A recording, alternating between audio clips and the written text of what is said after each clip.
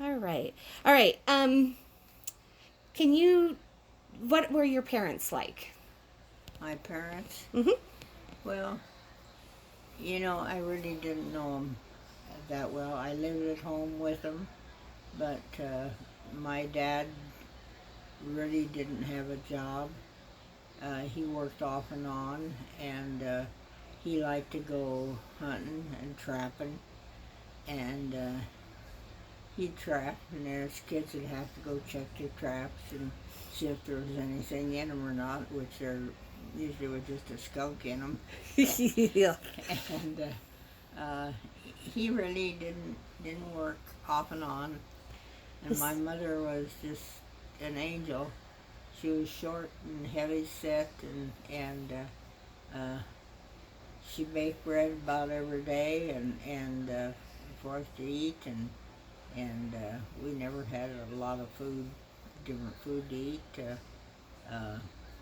We always had a big Thanksgiving and Christmas dinner, and but we never celebrated birthdays or anything like that because there was no money to celebrate. But mom was the kindest, most gentle person in the world.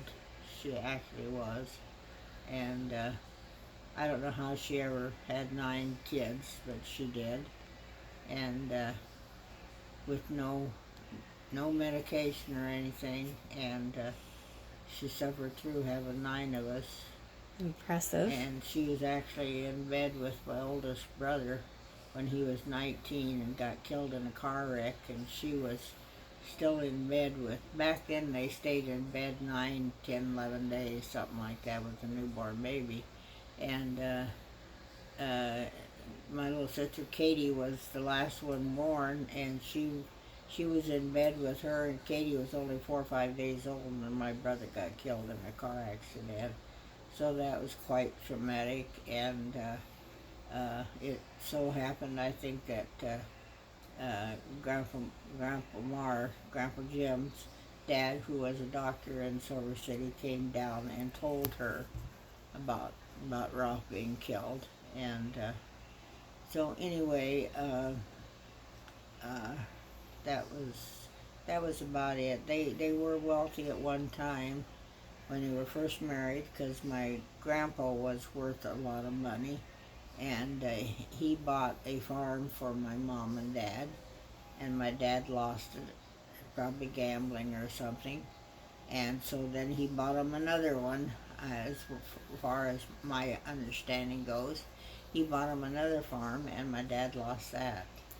And from then on, it was just, kind of day by day, move every year from one old house to another old house out in the country. Anything Dad could find for us to live in, why, he'd pay maybe $10 for the first month's rent, and maybe pay 10 for the next month's rent, and then he'd quit paying.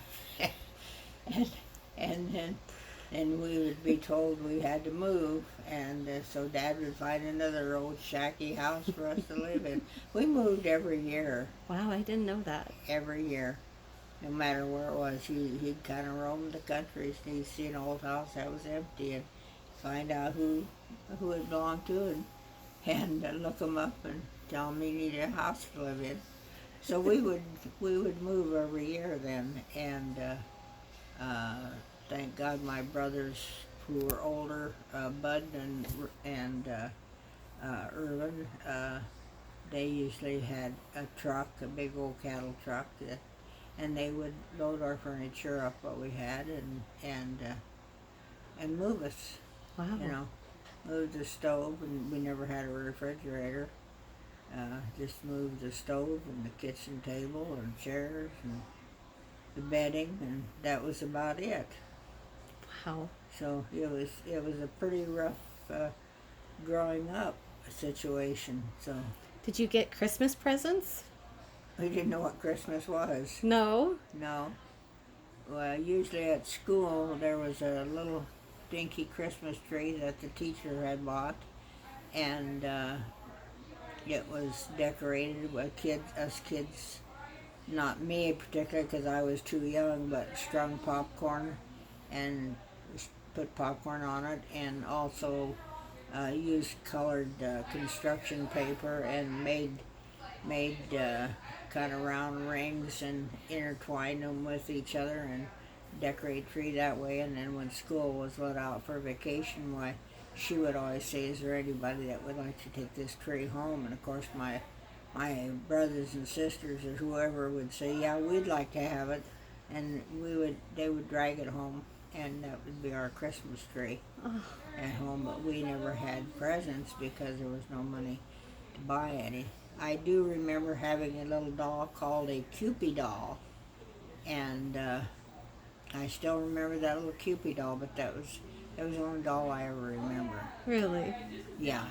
And we lived in Silver City at, I was probably about 5 years old, and the grocery store sent down a box of food for us, and it had a round chocolate candy that was called, they called them nigger toes in that in that day and age, and they were kind of a milk chocolate thing, and they were kind of raised up to a point, and they had some chocolate on the outside, and they had some oranges in there, and apples, and that was about it.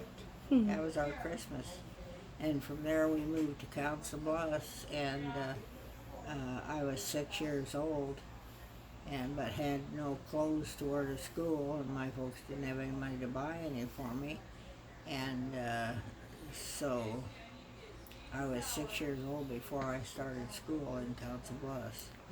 And then we moved out to the country, and I went to kindergarten, of course, at Longfellow School, and then we moved out to the country to an old house, and we had to walk probably, if we walked around the whole circle, it was probably 4 or 5 miles for us to walk to school every day, or otherwise we could cut across the fields, the plowed fields where there were cattle, and we were always scared to death of a cattle because they had a bull in there, and we had to run and get over the fences to another field where there were no cows and go through there.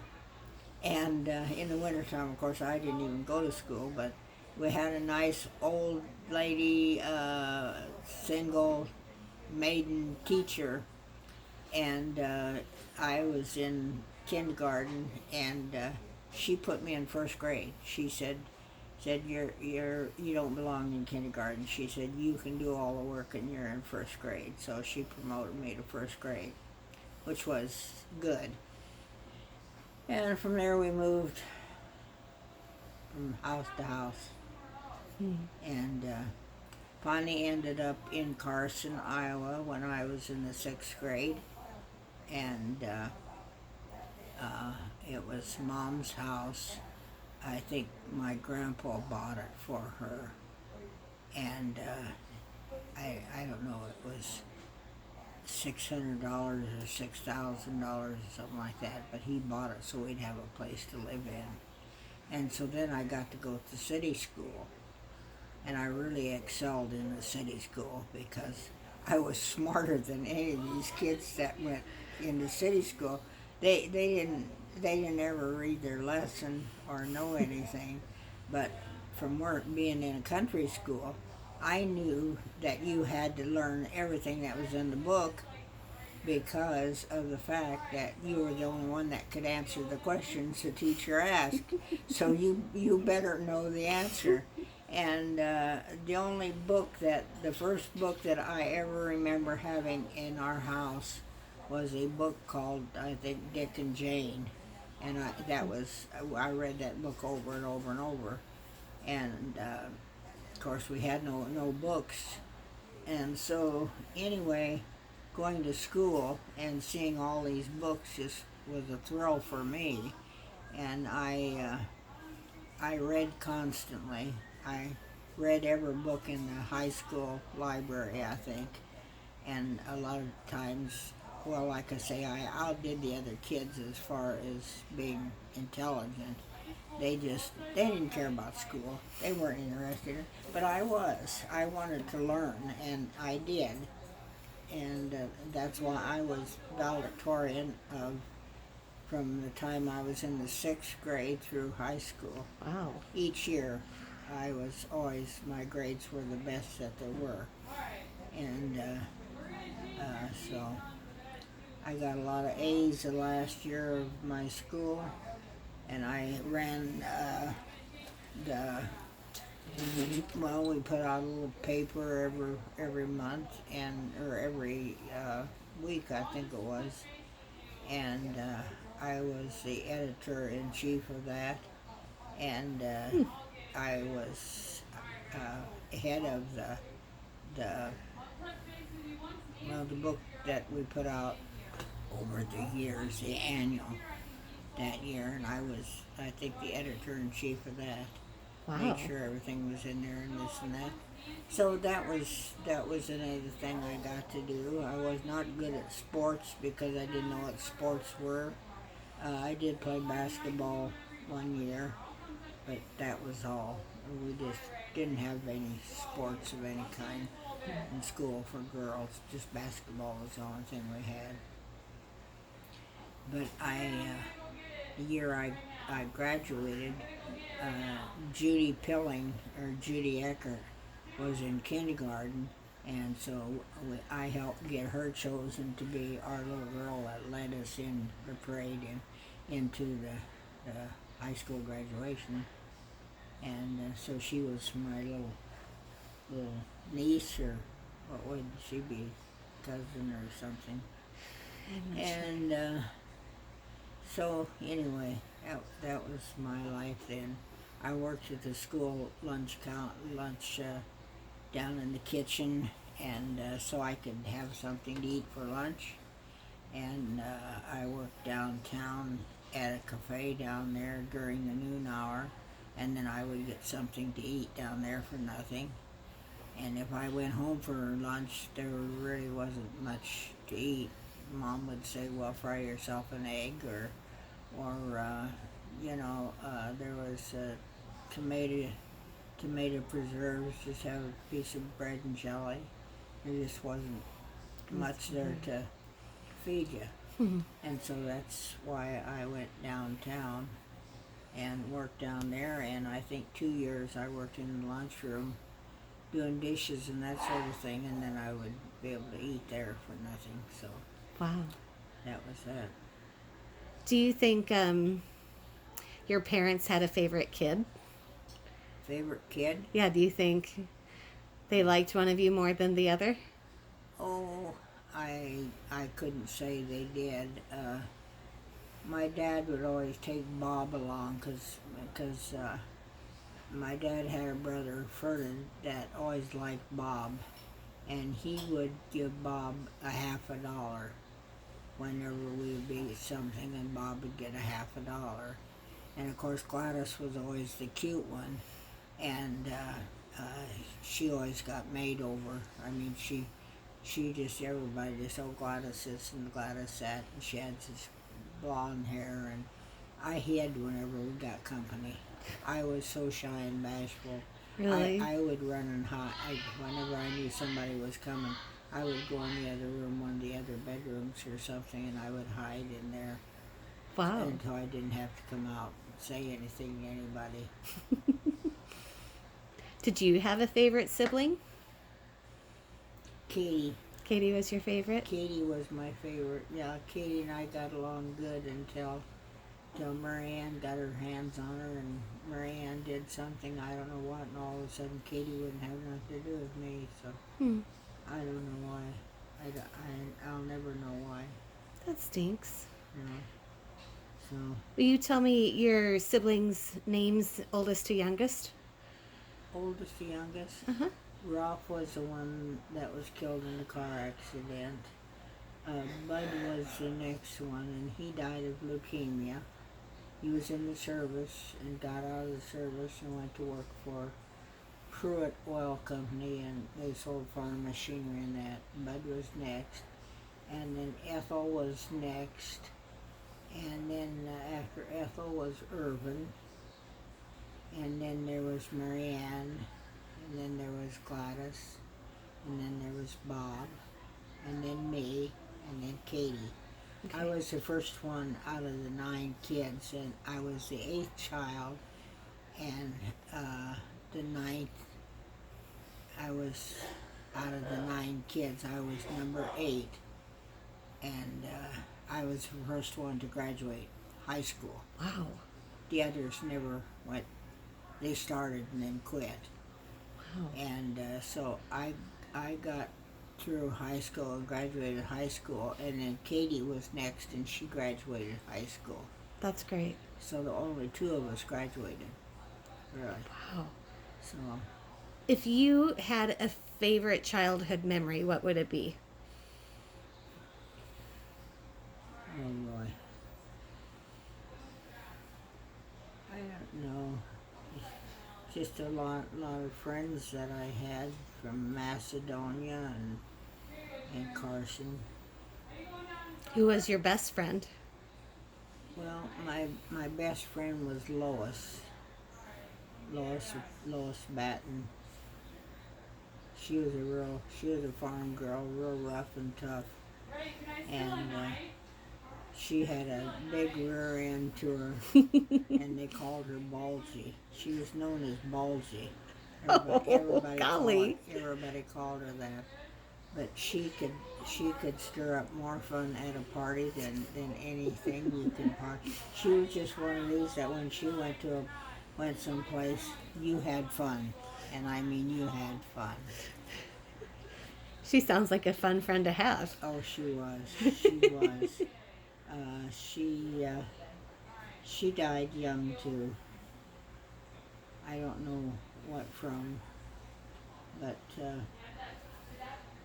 yeah, she and I were together all the time. We just ran together all the time, and I could say she and I were. Lois was just. She was just one of these fun persons. I went down to stay.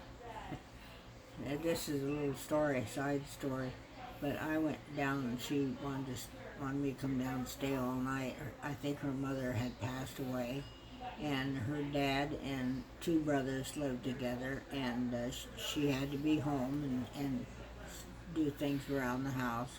She wanted me to come down and stay with her, which I did. And so they were out in the fields working, and she said, what are we going to fix for dinner? What are we going to fix? And I said, well, I don't know. She said, how about if we make pork chops and scalloped potatoes? And I said, well, that sounds good. So she got the pork chops out of the freezer, and we peeled potatoes, and we made it all up. And there was only the 2 brothers and her dad, and there was she and I, so there was only 5 of us, I think. And we had, I don't know how many pans we made, 9 by 13 pans of scalloped potatoes and pork chops. We didn't know how much to make, and we made all those and put them in the oven. And her dad and the boys came home for lunch to eat or for supper or something. And she pulled all that stuff out of the oven. Her dad said, what the hell are you doing, going to feed an army? And she said, well, I don't know why. And he said, well, we'll never eat all of that. And it was so funny because we had no idea how much men ate. We figured they really ate a lot. A pan apiece. And I don't know how many pans of those scalloped potatoes and pork chops we pulled. They were good, but my God, it was unbelievable what we did. So we've always laughed about that.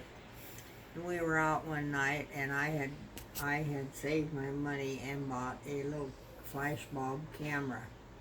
You wouldn't know what that was, but it had you had to use a flash bulb in it every time you took a picture. Because at night especially, and so we went out one night dancing and drinking and to this bar up at Hancock. I don't know how we got up there, probably with our bunch of crew that we ran around with, And anyway, she had a skirt on with great big pockets. And so every time I took a picture of somebody, I jokingly said, now say, I take the bulb out and say, now save this and I'll get them tomorrow. And she said, okay. She put all those burnt bulbs in her pocket. And the next day she came up with those, and I forgot about it.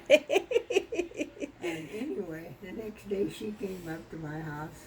She walked up from her sister's, and she pulled all those burnt out, dead flash bulbs out of her pocket, and she said, "Here are those bulbs." She said, "What do you want to do with them?"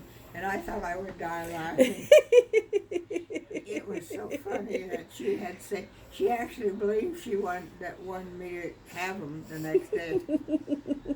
So anyway, I never got over that one. So that was one of the funny things that happened with her. But she was. Have you ever been around Trudy Mass? Mm-hmm. Okay, she was just like Trudy Mass. She could get a party going like you couldn't believe, and laugh. You'd laugh and laugh and laugh and laugh until you just shake yourself up laughing. So That's awesome. Trudy's great. yeah. Yep. All right. Thank you, Grandma. Yeah. You gonna blow a kiss? Okay. Thank you.